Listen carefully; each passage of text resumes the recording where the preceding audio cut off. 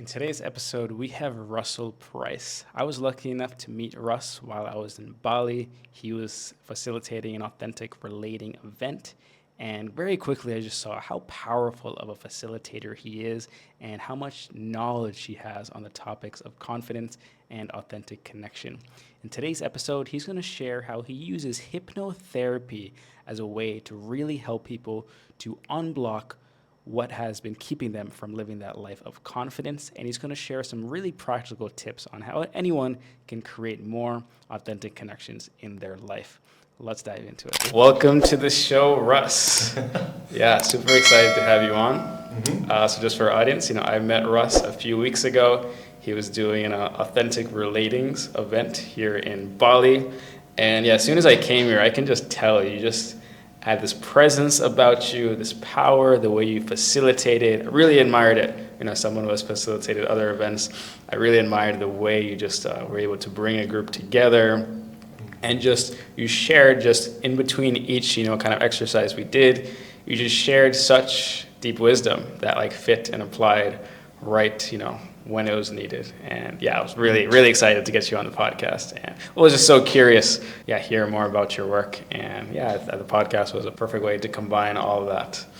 So super excited to have you on. And why don't we jump right into it? First question I love to start with. And I know you're about to do a pilgrimage. You are kind of searching for some stuff. But I'm curious, at this stage in your life, what do you see as your life's purpose? Why are you here? Ooh, I love that question, Alex. And thanks for having me. It's such an honor to be here. And so you asked, what do you think is my life's purpose? It's very simple. My life's purpose is to leave people a little better than I find them.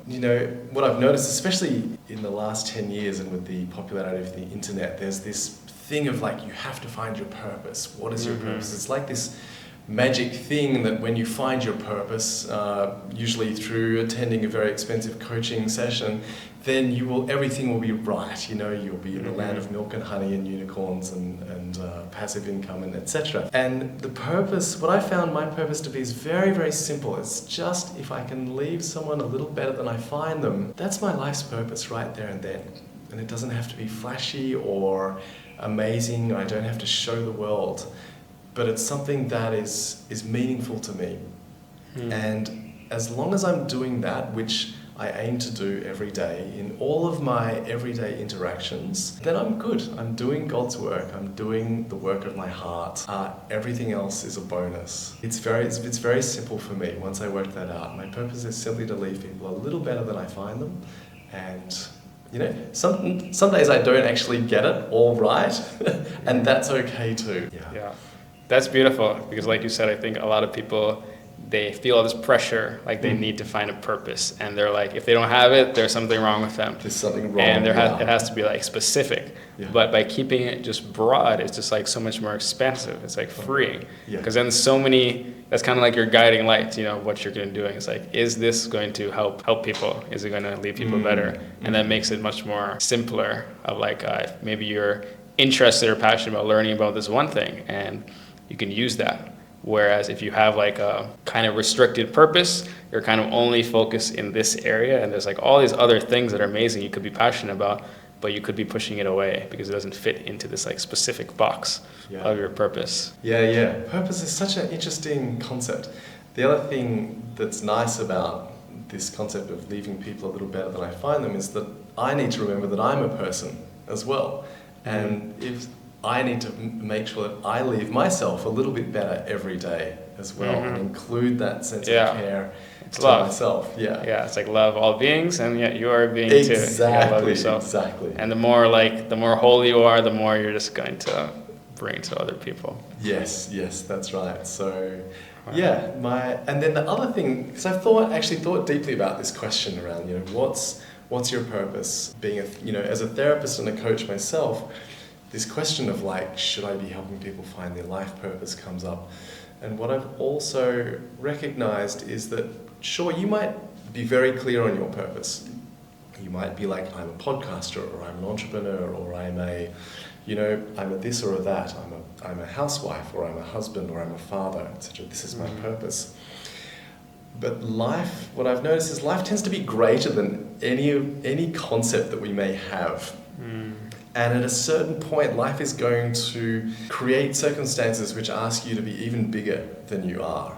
And so I think your purpose is something that is always evolving as well. It's not like, great, I found my purpose, now I can relax, or I can just do that. Yeah. I think over time, even if you think about yourself and what you were doing 5 years ago, what you believed, what you were aiming for, what your purpose was back then, it's no doubt changed. And Totally. so there's a lot of leeway for you to, first of all, not know your purpose, because then your purpose is, well, I'm just finding out what my purpose is, and that's beautiful. Secondly, there's a lot of leeway for your purpose to change if you do kind of find it, and there's a lot of freedom in that perspective as well. So it's like important not to be so attached to this like one identity of who you are, because then you're limiting yourself. You're limiting yourself from potential changes that life might be bringing you. Nobody knows what's going to happen. 5 years, 10 years, 20 years. Trying to think of one life purpose for the rest of your life. Yeah, that's one. It's like scary too. It's like fuck. I need to do that. It's a lot of pressure. And then when you find something, it's like people that are thinking that way are going to be like, can I do this the rest of my life? Right. Which is such a hard question. And it really takes people away from doing things that they could just be of service and, things that they just could get into and be passionate about. Right. Yeah. Because you make it too complicated. Definitely. Yeah. I don't sweat too much about finding my purpose. I mean, this is such an interesting conversation we're diving into straight away, but another great perspective is, it's a bit like asking someone in year 10 or when they're 16 years old at high school, what do you want to do when you grow up? What do you want to be? What's your career? What's your purpose? And you might have an answer. Most of us don't when we're 16, but some of us do. But would you want to still be doing the same thing that you decided you were going to do with your life when you were 16? You're still going to be operating from that 16-year-old mindset who decided what you were going to do. For some people, yes, but for many of us, as we grow and evolve and accumulate experiences, our purpose changes. And I think that's a wonderful thing. Yeah, so it's good to keep it open. It's more expensive. I think whatever feels true for you, if it feels good, as long as it doesn't feel like you're saying, as long as it feels open, there's a felt sense in your body of, does this purpose feel open, like you say, or does it feel contracted, or like I'm trying to fit myself into some box? And you can use your felt sense, your body sense, to kind of get us an idea of, is this purpose meaningful and truthful to me? Yeah. So that's also. I love what you just said with there's a lot of things I just want to talk just from that. But one before we move on, you talk about body sense. And I know you studied kinesiology, and I think that can be very powerful for a lot of people who, maybe are either socially anxious or just not confident. Learning to trust themselves, learning to trust what an answer is. Even for me, sometimes still can be indecisive, and it's hard for me to just make a clear decision. How do you get people to trust that body sense, or what is that? So interesting. Yeah, the body sense. So there's couple of different schools of thought. One school of thought says, trust your body, trust your intuition, your body knows, trust your gut feeling. Okay? And I think that's useful for a start. If you are someone who's not in touch with your body, who doesn't get a lot of interoception, you don't have a lot of body awareness, you want to develop that through things like yoga or Tai Chi or Vipassana meditation, when they're doing the body scan, lots of different ways, or even just going to the gym and feeling your muscles getting sore is a way of getting in touch with your body, because your body has a lot of information. I think there's as many neuropeptides in your gut, maybe even more than there are in your brain. Okay, so the number of connections and neurological connections that we have in the gut is actually, we have a gut brain as well as a brain up in our head, and you want to be making use of that information. So that's the first thing. If you're not in touch with your body, engage in some practices. So get some awareness of that. Absolutely. So you've got this whole other literal body of wisdom to tap into.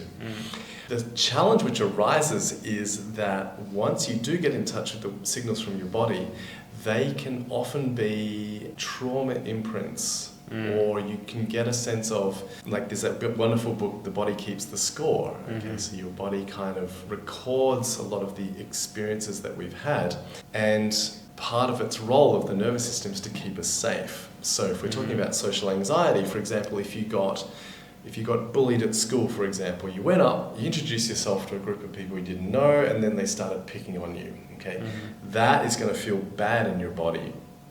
Okay, you may decide at that point in your development, I'm going to shut off from my body because I don't like these bad feelings, and you become a little bit numb.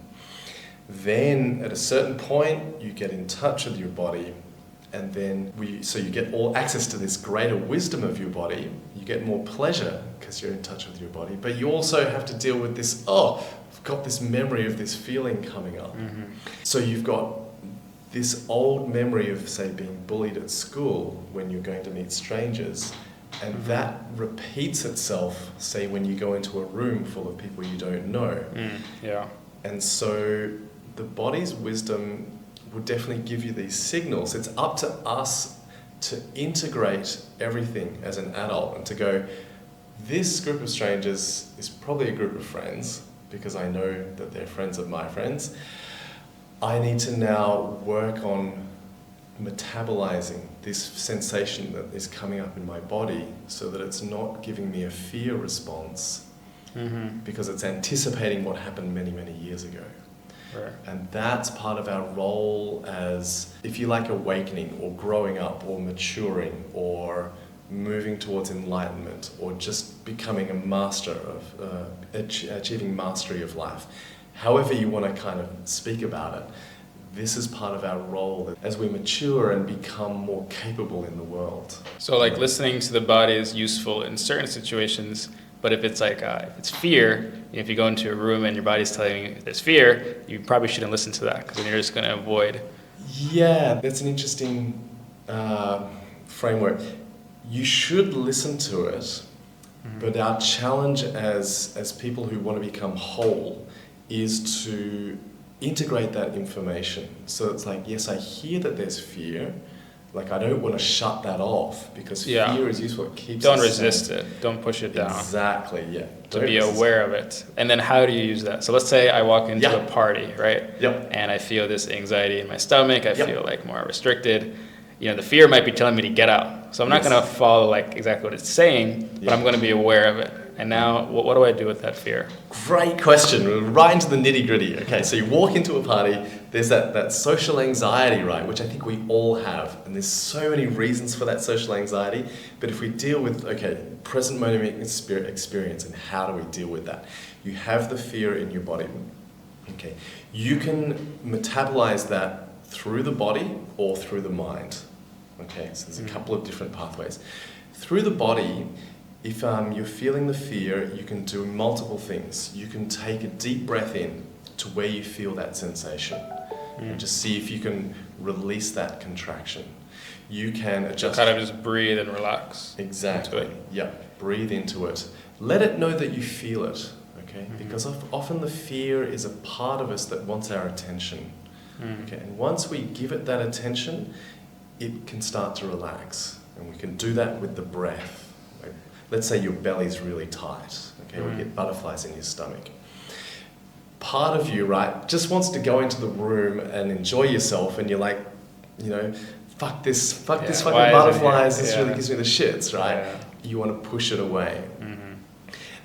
If you do that, you are ignoring the wisdom of your body, and your body's just going to go, oh, I couldn't get his attention or her attention, I'm going to try this other thing. How about I create a stutter now? Create just, a sense of wanting to go straight to the toilet. Or how about I create a sense of just feeling super weak and collapsed. So it goes stronger. Exactly, because there's a part of us that wants our attention. Okay, and normally with unpleasant feelings, 90% of people will just go, I have to push that away.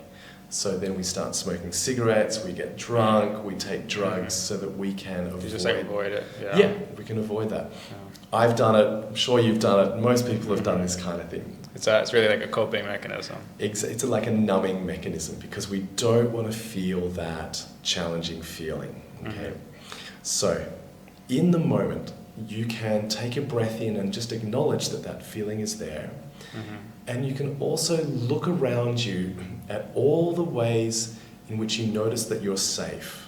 Okay. And it sounds like a really obvious, blindingly obvious exercise, but you can tell this younger part of you, because it's like a younger part of you. And this is when you get into the mind, right? So you're using the mind to...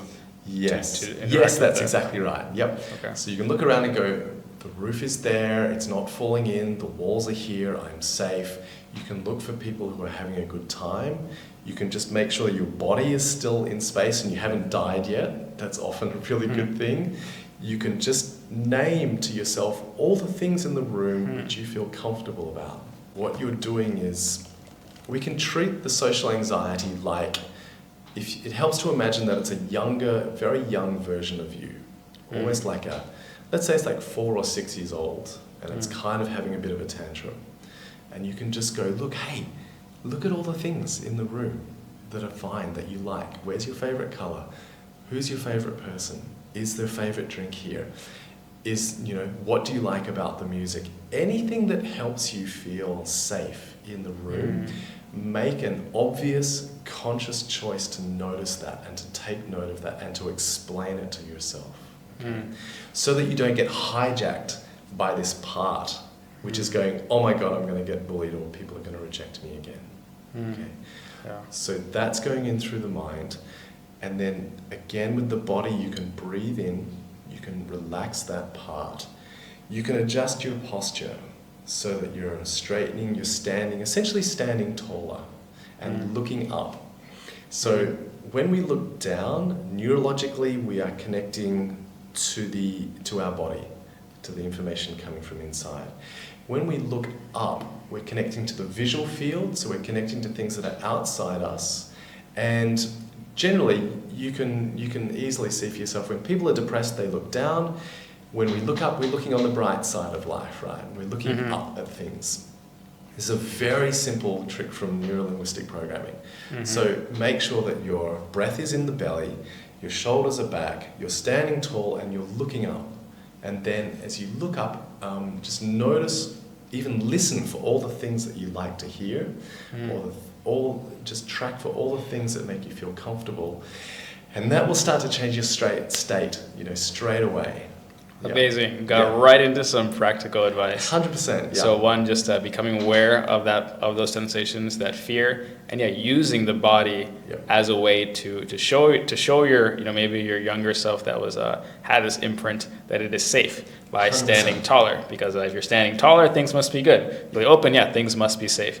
And then using your mind, where focus goes, energy flows. So focusing on things or asking yourself questions that's going to put your focus on things that are going to make you feel safe. Otherwise, your mind is just going to be thinking about, I wonder what this person thinks of me, I'm comparing myself. It's just going to go, the fear is going to express itself through the mind. So instead, you're challenging that by putting in your own intentional, conscious thoughts of where you want to focus your attention. And then that will basically tell your mind, tell your body that I am safe.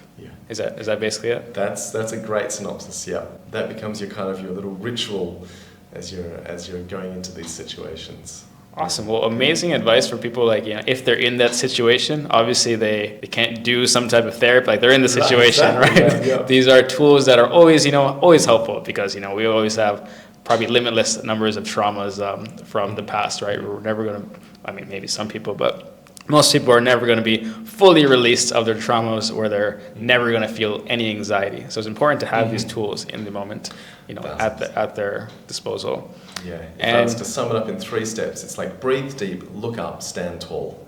Boom. Beautiful. Super easy. Easy to remember. Yeah. Awesome. And we're going to go a little deeper into this now. We'll touch back on more tools to do in the moment, which, are super helpful. People already definitely want to hear that. But how about just going a bit deeper? I know you do trauma-informed hypnotherapy. So I imagine this is related to why that anxiety even comes up in the first place. And so let's say I go to a party.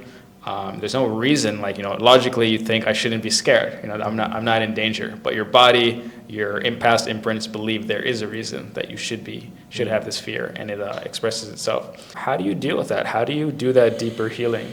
Yeah, great question. First of all, I want to say, if anybody who walks into a room of strangers will feel some degree of social anxiety, okay?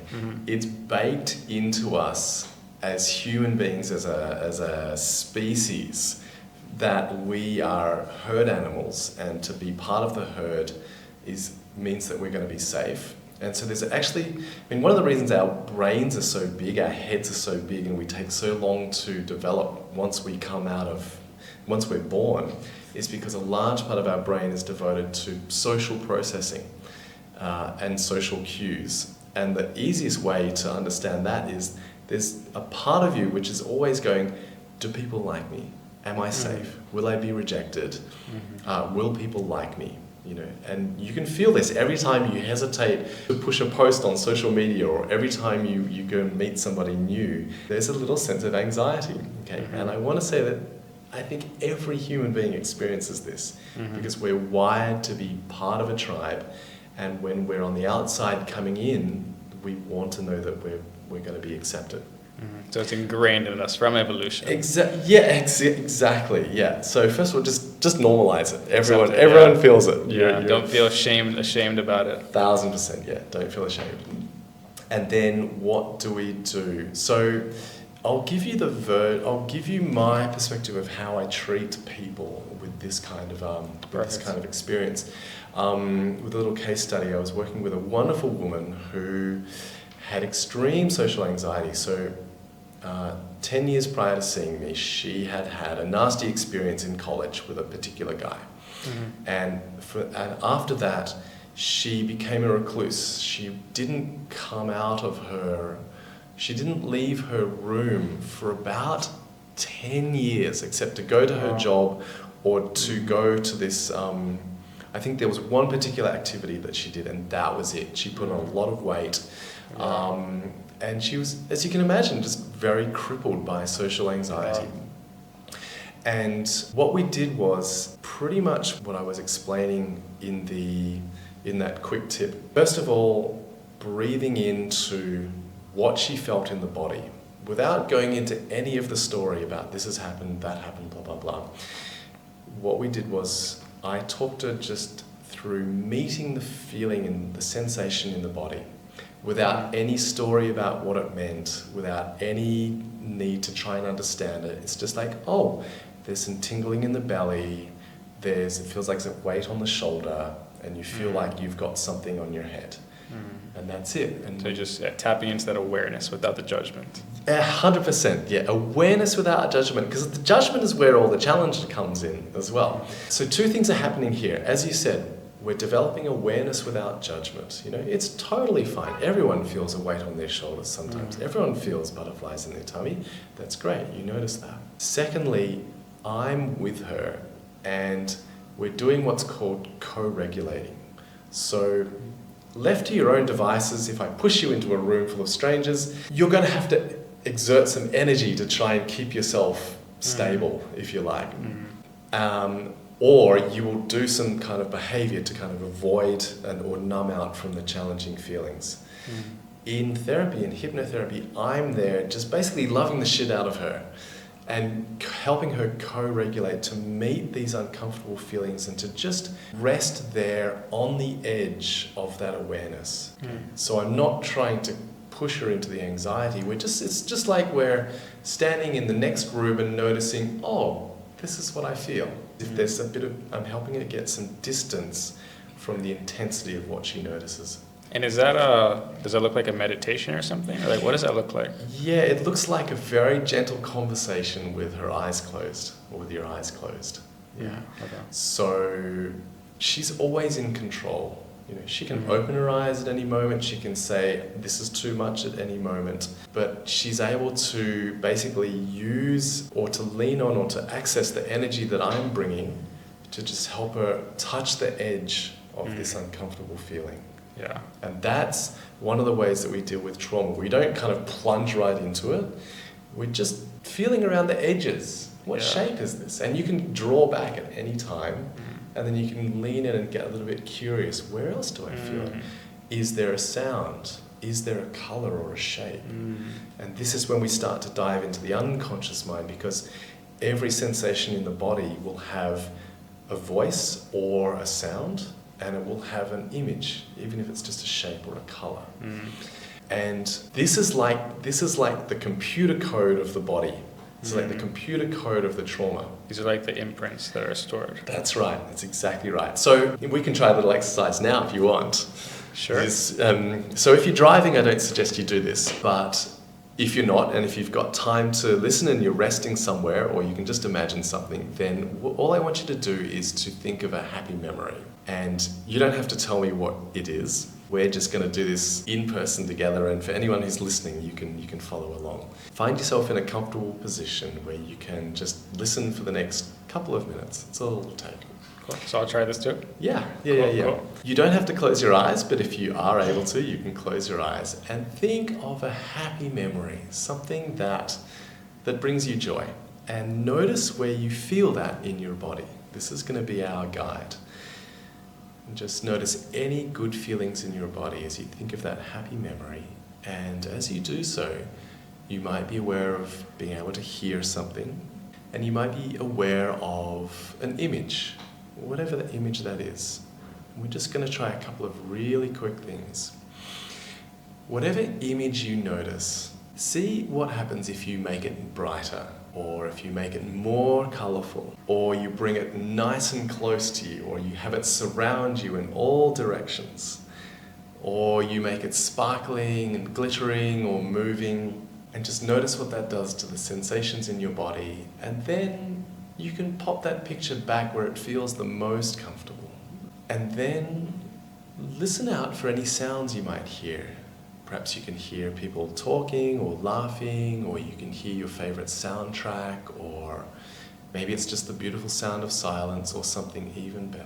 And then notice what happens to that feeling if you turn up the volume, or if you play it through quadraphonic stereo surround sound speakers coming from behind you and above you and below you and all around you. Notice what happens if you turn up the volume of the people smiling or laughing or saying wonderful things, or if you just increase the beauty of the silence. And then you can return that volume and that sound like you're moving dials on a DJ deck to exactly where it feels the most comfortable. And then notice the sensations in your body, and notice what happens. Can I make them feel even better? Can I move those sensations? Can I let them grow or expand or release or melt? What else can I do with these sensations that will make them feel even better? And you're simply exploring, and when you're ready, you can just return those sensations to where they feel the most comfortable. And then you can take a deep breath in and just say a little thank you to whatever part of you inside is being so willing to help and to assist us today. And then if your eyes are closed, you can open your eyes. Cool. And then while I've got you here, Alex, what did you notice? Yeah, I was noticing a memory where I was with a friend, we were laughing, and there was an image. There was actually an image of him. And there was a sound. The sound was the laughter. And when I made the image brighter, I felt this openness in my stomach, and the openness just got bigger. Right. I felt just more like free and like expansive. I felt just joy in my face. My cheeks were just like lifting up. And the more I made it brighter, the brighter those positive sensations got. Amazing. And the same thing with the sound. When I made the laughter louder, I felt even better. Just felt, more of this upliftingness. Yeah. Beautiful, beautiful. So you've got a couple of levers and tools now that you can use to shift your internal state and to recode your experience of reality. So when you are feeling some social anxiety, for example, you can, when you notice the feeling, if you do what we said, breathe deep, stand tall, look up, If you do that and then you hear the sound of your friend laughing and turn that volume up and notice everything becoming brighter in the room, you will probably start to feel happier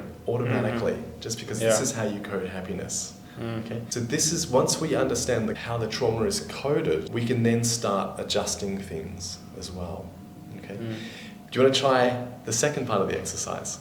Yeah. Okay, great. So this one, I want you to choose an average memory. I don't want you to choose a dreadful memory. I just wanted you to choose something that you feel like, whatever, I guess I have to do this thing. Okay, so a bit of like resistance, uncomfortability, Exactly. but nothing intense. That's right, because it's, once you've got that, notice what that feels like in the body. And you're getting pretty good at this now. So be aware of any sounds that accompany that sensation. Maybe any things you might be saying to yourself about that sensation. Notice any images that you notice that are coming with that sensation. And from this place, I want you to imagine that with the images you see, if they're colourful, make them black and white. If they're moving, just make it still. See what happens if you take that image and put it onto your phone and adjust the filters so it becomes black and white, and then send that phone far away over the horizon and maybe move it all the way to the left, or all the way to the right, or maybe all the way down below you. And just notice where it feels the most comfortable. You could invert that image and make the white black and the black white, or make everything a shade of grey or brown. If you want, you could press one of those filter options on that image and have dancing clowns moving along it, or little bursting balloons, or snowflakes, or put pointy ears on everyone in that image. And then notice what happens with the sound. If you hear people or voices talking, notice what happens if you make the voices really high-pitched, or make them slow and low-pitched. Play a soundtrack in the background. Put some clown music on, or your favourite beats, or something different again, or stop the sound altogether. And then notice if the sensations have changed, or notice if you could let those sensations melt, or drift away out of your body, or simply flow with the breath, or soften in some way. And then knowing that you can return everything to where it was before, or leave it anywhere where it feels better. I'll invite you to take another deep breath in, and if your eyes are closed, you can open them naturally. Cool. Yeah. And what did you notice then? Yeah, so I thought of an experience where I felt like I was being judged a bit. And yeah, by actually, just putting it in black and white, and still it felt less intense, like the kind of the charge. Like when I first thought about it, I felt this kind of uncomfortability or like resistance, it's kind of ugly thing to look at. And when I turned to black and white, it became kind of neutral. It was like, I can look at it, it's just a thing, it's just a thing that happened. Yeah. And then, making it smaller, playing around with where it was, when I put all the way to the left, it was actually the most kind of comfortable. Yes, yep. So I definitely noticed that it became kind of neutral. It was just another thing. Isn't that amazing? Like in 2 minutes, we saved you years of therapy. It's just like, you don't need to understand the person or the thing, or there's nothing wrong with you. It's just, we're just recoding this experience in your mind. And suddenly it's gone from a charge to, it's just neutral. It's just a thing, okay? And that's like in 2 or 3 minutes. Okay? Wow, beautiful. Yeah. So to kind of summarize what hypnotherapy is, and you tell me if this sounds right, we have all these imprints that come from past experiences, and they're left with either some image, some sound, and it comes with some type of emotional charge.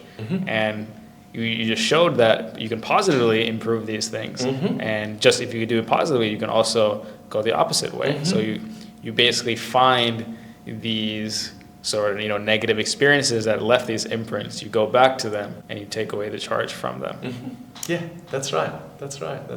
So this lady that I was working with, she'd been in the house for 10 years, wanted to start dating, was making some really positive changes in her life, met me as I was teaching in a course that she was doing, and said, right, let's do it, Russ. And so we worked with her. After the first session, she was able to go down to the shops and just go shopping, which is a revelation for her. Now, before we get too excited, she got to the shops, had a full-blown anxiety attack in the shops, and then came back and we did the second session, okay? So this is someone who's been, just to get her out to the shops was incredible, okay? Yeah. So in the second session, we went a bit deeper because there are many layers to trauma. Getting her out to the shops was fantastic. We shifted the first layers, and so the second layer was ready to reveal itself. And we did some of the deeper work, which is around meeting, actually having a conversation with these parts, as if they were like an intelligence inside us, an actual voice inside us. And so hypnotherapy it's a really broad field, but we all have had the experience of like having a conversation with different parts of ourselves, you know? For example, someone invites you out on Friday night. It's Monday, they invite you out on Friday night, right? And you say, yes, of course, I'd love to come and see you on Friday night. What happens? Friday comes, we've had a week of work, we're exhausted, we don't want to go out, and then we have a conflict inside ourselves. Part of you is saying, you said you would go out. Part of you says, but I really want to stay home, okay? Yeah. These are what we call in Gestalt psychotherapy or internal family systems, these are parts of ourselves. And we're having a conversation. So we had a very deep conversation with this part of her that experienced the anxiety attack in public. And we were able to resolve that. The third week, she went on her first date in 10 years. And not only did she do that, she decided, actually, this is not the kind of person that I can see myself being with. And she could set a healthy boundary. Wow, she said, amazing. Great to meet you, have a wonderful life, I'm gonna keep dating. Okay? Yeah. The fourth session, she met a guy, and this was a couple of years ago, they're still together today, which is incredible. And she was amazing. She's one of my favorite people just for her deep earnestness to kind of like do this work, which is it's not hard, but she was just like really showing up for herself. That is taking somebody and she lost a lot of weight as well. What happened was she had this particular weight that she was at when she had this experience with this guy in college, and she put on a lot of weight, and she also wanted to lose weight. As she got closer to this particular number, some of the old patterns came up, and so as we worked through those, she was able to get below her target, below this particular weight, and stay below there. Wow. Okay, she had a feeling that if I am this kind of weight or below, then I will attract this kind of attention and I will repeat that experience. And so we just shifted that belief, shifted that imprint. Wow. Yeah. So just from a few sessions, she went from not leaving the house and now she attracted a long-term partner. 1000%, yeah. Amazing. Wow. And can we go a little more into detail of what those sessions look like? So like you do these, changing how these reprints work. And how do you decide, because we have all of these prints, right, from so many experiences. How do you guide them on choosing which one is the one that is going to serve them best? Super easy. So you don't have to go looking for trauma. Trauma is what is alive in the moment right now. So if when she was talking about her desire to start dating, for example, and she started to feel some sense of that uncomfortable feeling, this is the body kind of saying, basically uncomfortable feelings are the body's way of saying, I want some attention. Okay? So I use the analogy of a small baby. When a baby's young, it starts crying, right? And our job is to, as loving parents, for example, our job is to listen to the baby and try and work out what it's saying. Because it doesn't have language yet. All it knows is, if I cry, mum and dad come. And so we have these really young parts of ourselves that go, oh, I need to get the attention of an adult. All I know is that if I give this person really bad stomach cramps, or if I make their vision blurry, or if I make them stutter, they will pay attention. Just like a baby, we don't go up to the baby and go, bad baby, wrong baby, stop crying, this is bullshit. This is what we should do with ourselves. This is the approach we need to take with these uncomfortable feelings. And we don't get taught that kind of emotional intelligence or that emotional wisdom. And so part of what I'm doing is retraining people's brains so that when these uncomfortable feelings arise, they have the skills to meet that feeling, to listen, to understand what it needs. And then just like a baby, when you give it what it needs, it grows up into an adult with all of this incredible potential. And that's what I notice in my clients, like when we release that imprint, when that young part starts to grow up and get what it needs, they have so much energy, their life changes, the life returns to their life basically, because this part is no longer being suppressed, it's able to offer all of its gifts to the person. And so yeah, like you heard from this lady that I was working with, her entire life changed so easily. Wow. So you don't go searching for like every year of your life, look at all these traumas. You need to have some conversations around important topics, and then see what comes up. Yes. Like something is going to come up, and then so let's say, for example, dating, something came up in her body. Then how do you get from there to the image that needs to be like reprinted? Super easy. Just ask the person to notice the sensation. Exactly like we did a few minutes ago, and then the voice or the sound will also come into awareness, and the image will also come into awareness. So it just comes. It will express itself. Yep. Wow. Exactly. Yeah. It's like this technology is just so incredible. It's so obvious. It's almost been hidden in plain sight. A lot of this comes from NLP. This is this particular thing that I'm working with. Yeah, it's very much neuro-linguistic programming. And is this something that someone needs? Is it something that someone can do by themselves, or is it really important to have someone to guide? Great question. To a certain extent, you are doing the best you can with what you know by yourself. Okay, so if you're the kind of person that managed to get up this morning, put on pants, respond to friends, and hopefully earn some money enough to feed yourself, then you have got all the skills you need. But the challenge is we get dysregulated. And when we get dysregulated, we need other people to help, like the help of a skilled guide to help us co-regulate. So that's regulating with somebody else to then guide us back to the resources that we already have on the inside. Hopefully that makes sense. And is that because if you do it by yourself, there's certain things that like you're not going to go into that deep end without someone kind of holding your hand. Like you need a little bit of a safety that another person can bring and like create space with. 1,000% yes. We heal in connection with others, especially if it's something like social anxiety, which is a trauma around connecting with other people. You need to have a secure connection with somebody so that your body can learn, oh, it's actually safe to connect with other people. And once you've got that imprint becomes a resource that you can then take. You've had a positive experience of being with somebody, and you can take that experience into other areas of your life. Yeah, this is also kind of how we kind of recode, repattern the nervous system. Yeah. So I think this makes a lot of sense in why a lot of people say if you're working with a therapist or working with someone who's teaching you this kind of stuff, it's really important that you feel safe with that person, that you feel connected. And if you don't, maybe try someone else. Yeah. Does that fall right in line with that? Yeah, I would totally agree. Yeah, safety is paramount. Once you have safety, then you can have growth and expansion. But it's very hard to, if you don't feel safe, there's going to be a portion of your awareness and your nervous system which is holding back to keep you safe, and that's gonna it's gonna have the opposite effect. Yeah. Wow, beautiful. We just dove like pretty deep into some actual techniques people can do, or at least learn about and see that there is real healing that can be done with all these tools that are like you said kind of in the dark, but they're right there. Oh my goodness. Right there, accessible. Yeah.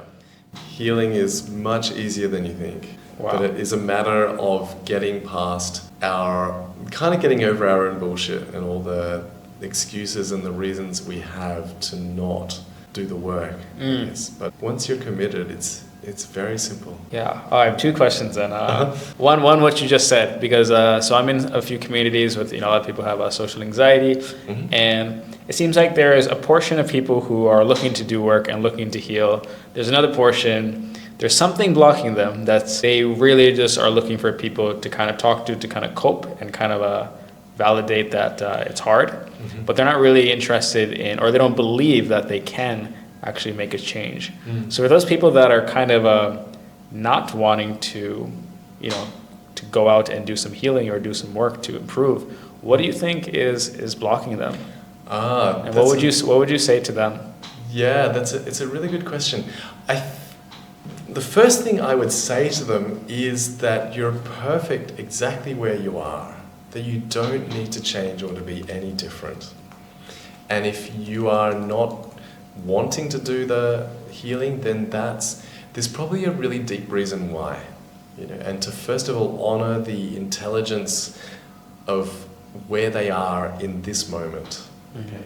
And I think from that place, when you simply get curious about what's going on for that person and why they're doing what they're doing, with the sense that there's a deep intelligence at work here, that this person is actually a whole, wonderful, and intelligent person, then from that place, from coming from that sense of like, this person has a wisdom, which I don't understand, but they probably do, we can start to use that wisdom and bring more of it out. As opposed to going, you should be doing the healing or you should be different. But yeah, looking for the wisdom that's already in people is just a great strategy. Especially, you can use that strategy when you go into a room full of strangers and just go, I bet all these people are super smart in some way. I'm going to just go and find out and look for that as well. Mm-hmm. So, yeah, that would be so searching for what that is, and just kind of accepting that there's something, not just believing there's something wrong with you. Yes. Just searching for that internal reason. Yeah. There'll be a wisdom there for some way, in some way, and finding that will be the key that will unlock where they need to go next. Yeah. Awesome. Definitely want to leave some time for diving into authentic relating. Sure. I know you have so much you could talk about there. But right before we would kind of finish off on, just social anxiety, just from a high level, you talked about a few different aspects of how you would help someone with social anxiety. But from a high level, like, what does the process look like from getting you from being in a place where you can't leave your room, or you're just just feeling really anxious in groups, you just feel anxious around people. What does the process look like from going there to being able to comfortably go out? From like a high level. From a high level. So first of all is awareness of your body, awareness of the images and the sounds. Yeah. So you need to cultivate that awareness. That's right. Yeah. Secondly, you need to meet those uncomfortable feelings with the help of a skilled guide. Someone who can help you find the resources to embrace and integrate that sensation. Once you've done that, the rest of it tends to take care of itself. Your body wants to heal. You have a natural desire for growth and to improve. So once you get the resources from a skilled guide to meet whatever the blockage is, you'll find that the rest of your system naturally wants to get better. I've not worked with a single person that when I've helped them meet these aspects of themselves, they've gotten worse. Or they've decided, I want to destroy the world and blow up things. Everyone, I think, has there's a natural and intrinsic goodness in people once you can first of all meet them exactly where they are. Okay, and I think that's also key. So in terms of a high level, I feel like that's it. Awareness. With that awareness, connect with someone who's skilled in guiding you to become more aware. And then the third part is your natural intrinsic goodness will take care of the rest. Your internal wisdom will take care of the rest. And that's the wonderful part about this kind of work. Wow, beautiful. So there is this like natural intrinsic goodness, but there's something blocking. There's something blocking, or these imprints from the past that you just help shed some awareness to, and with the help of a guide, you can have even more awareness and remove some of these blockages, and then it flows. It does, yeah. It's such a magical experience when you're with someone and you've given them the tools and the resources they need, and then something just naturally opens up inside them, and they get a sense of their own intelligence, their own intrinsic goodness, their own beauty from the inside. And that changes everything. Once you're in touch with that beauty and your own intelligence from the inside, you walk into a group of people and you're like, why wouldn't people want to get to know me? And you just radiate from that place of your heart, or however you want to call it, your intrinsic goodness, your spirit, your soul. And people respond to that connection as well. So life changes. Beautiful. Mm-hmm. All right, I think we got, for someone who has social anxiety, they have just so much value that you just already talked about, and kind of they see steps now. They see there's a path, there's a journey that they can take. There's now some light that they can follow. Now, how about for someone, who has done some work on improving their social anxiety, or maybe isn't so crippled by social anxiety, they feel it here and there, moving into authentic relating. Yeah, great. People wanting to make those just deeper, nurturing, connections that make them feel alive, that make them feel so much love. Yeah. Well, first off, what is authentic relating? That's a really good. What is authentic relating? It's a really good question. So there are many answers. There are whole books written about this. I'll give you my current understanding. It's a way of revealing what you're thinking and what you're feeling in any given moment. That's the authentic part. Is like, I'm not trying to hide anything from you, and I'm able to share what's going on for me as it's going on. So that's the authentic part. And then the relating is following what we call the thread of aliveness. Where does it feel exciting in your body, and what aspect of the conversation or connection can you focus on to increase that sense of excitement or aliveness or connection in your body. And so there's two skills there. The first is, again, awareness of your body and your thoughts. And the other skill is the ability to articulate what's going on. And we play all sorts of games in authentic relating to kind of practice different aspects of these. So it's all about, being aware of what is actually going on in reality in yourself, and being able to just express that. So that is authentic relating. And how do you use that? Use what you can learn from doing these games to authentically now connect with people. And let's say you're going to a party or something, and you want to authentically connect with people. Yeah, sure. How do you authentically connect with people? It's such a great question. Let's say this is a game that I play a lot with people, and I don't even necessarily tell them I'm playing this game, but it's called the curiosity game. And basically, I ask questions that I'm really interested in about the other person. So I'll get a sense of who they are, and I'll just ask them the things that I'm interested in. Generally, at parties, most people go ask the two most boring questions in the world. Where are you from and what do you do? Okay. And then most people have a stock answer for that, and then we have to find some way to go from there, okay? If I say, where are you from and what do you do? And you say, look, I'm from Utah and I'm an accountant, and I know nothing about Utah or accounting and I'm not interested, it's going to be, I have to start a new thread to try and find something that I want to relate. But if I go, oh, I love this t-shirt, or if I start to tune into what am I really curious about, like how did you get here? What brought you to a place like this? It looks like you have a lot of confidence. Have you always been like that, or did you learn it? If I start following what I'm genuinely interested in, first of all, that changes my energy. Like now I'm interested. The other person can sense that I'm interested in them, and they will respond from that sense of aliveness. Most people, when two humans come together, there's, as I said at the start of this conversation, we have this part which is always going, do they like me? Are they interested? Do I matter? Am I important? And if you ask a question like, where are you from and what do you do? That's not signaling that you are genuinely interested in somebody.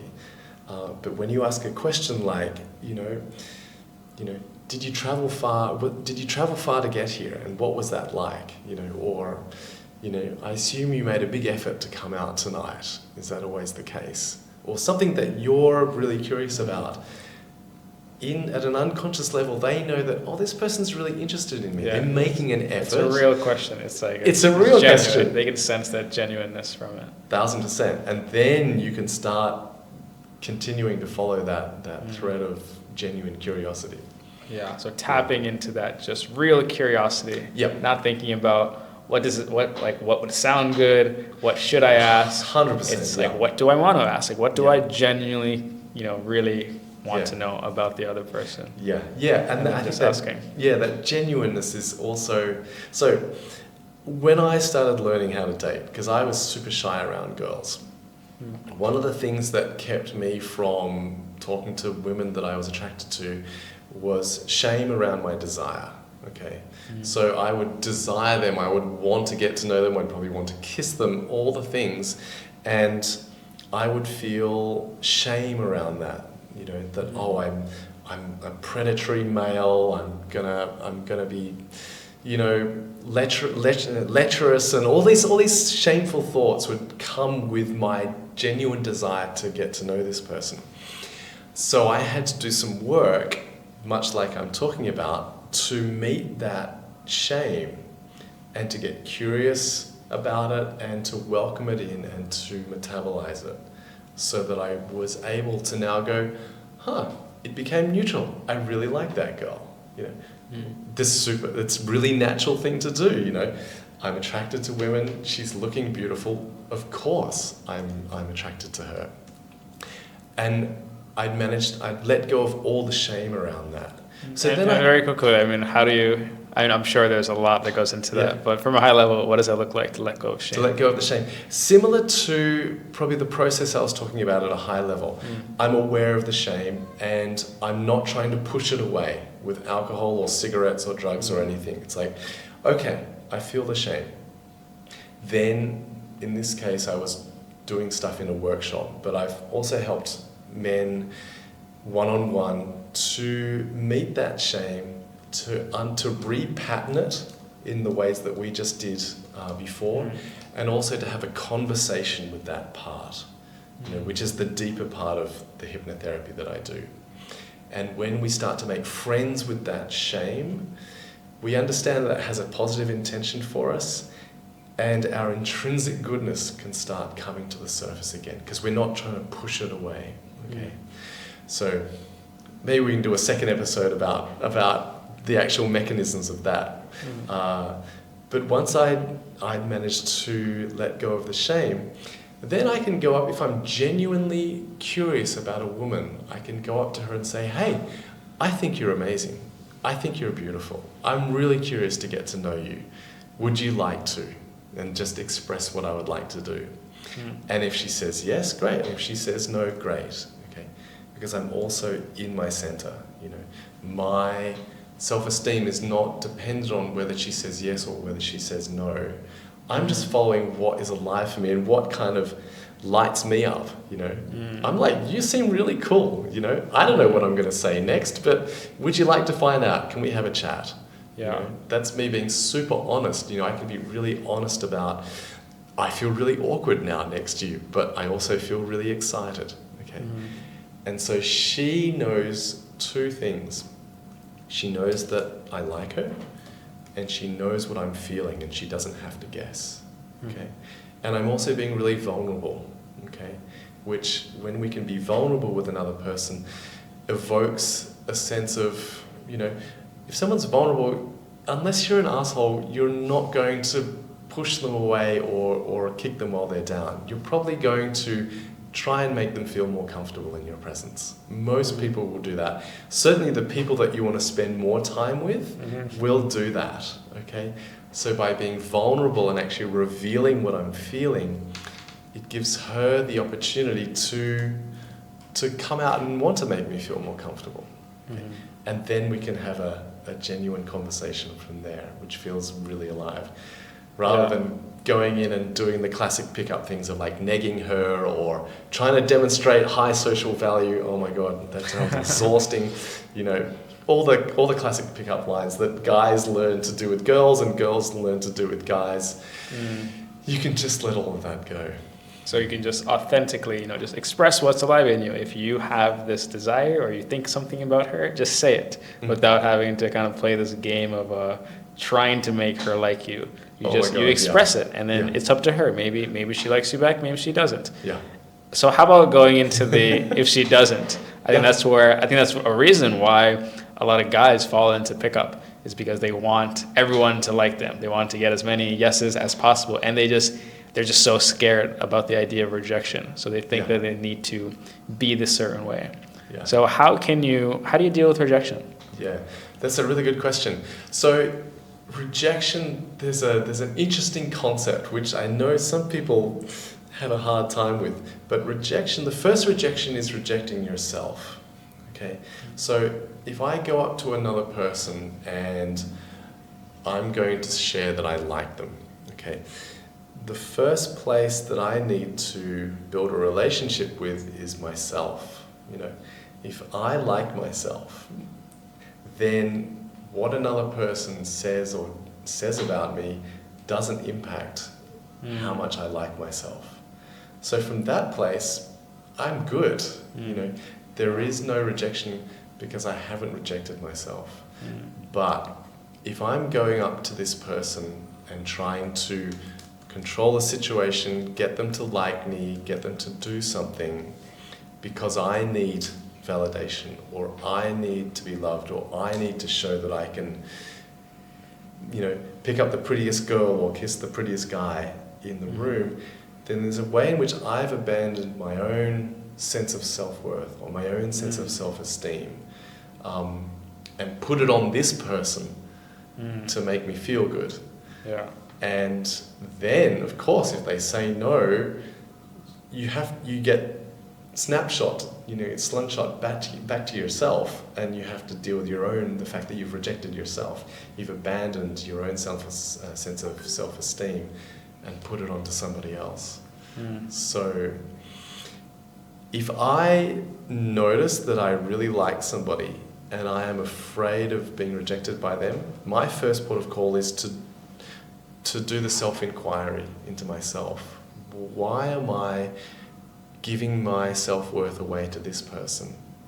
Okay, what am I trying to do? And then doing some processes to understand what's going on for me on the inside. And then when I can heal that part of myself, I'm at liberty to go and approach this person without projecting or putting anything onto them, which lets them feel super comfortable when I approach as well. If I'm approaching like with all these routines and lines and strategies in my head, most people are going to sense that at some level. You know, they'll sense the tension in your body, they'll sense the kind of the setup, if you like, and it'd be difficult to be vulnerable. Wow, beautiful. So it's really about dealing with rejection. It's not a quick hack, you just do this one thing. It's really inner work. You need to have your self-worth or your self-esteem tied to yourself. You're not having it dependent on someone else.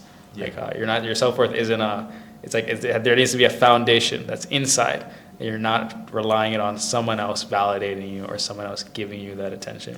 And if you are afraid of rejection, it's kind of or if you're afraid of, you know, this particular situation, getting rejected, it's kind of like shining a light on where you're insecure. 1000%. Where you could remove some of those ties in the outside and build that self-worth inside. Yeah. In some of the trainings I've done as a man, you know, who wanted to learn how to connect with women, the concept was that your desire for women is like a spiritual path, because of exactly what you said. You know, we have this desire to meet women. When we get rejected, it shines a light on all the places where we need to do the work. Absolutely. And I think the same works for women as well. You know. Yeah.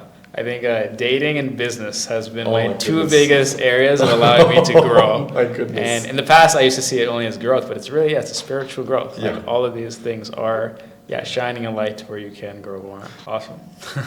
Cool. So just to kind of summarize again about rejection, it's, again, it is like shining a light where your self-worth isn't tied to yourself. So learning, you know, that is kind of work you can do to have that foundational self-worth inside yourself. That if you get rejected, it's fine, and not being attached to the outcome. Yeah, absolutely. Beautiful. All right, we covered so much stuff on I think someone who has social anxiety, trying to be more confident. There's like so many golden nuggets in here that they can use, or at least a path that they can improve on themselves. Any other final, or before we get into that, just any books you would recommend for someone who is socially anxious and looking to be more confident, or looking to authentically connect with others? Oh, that's a really good question.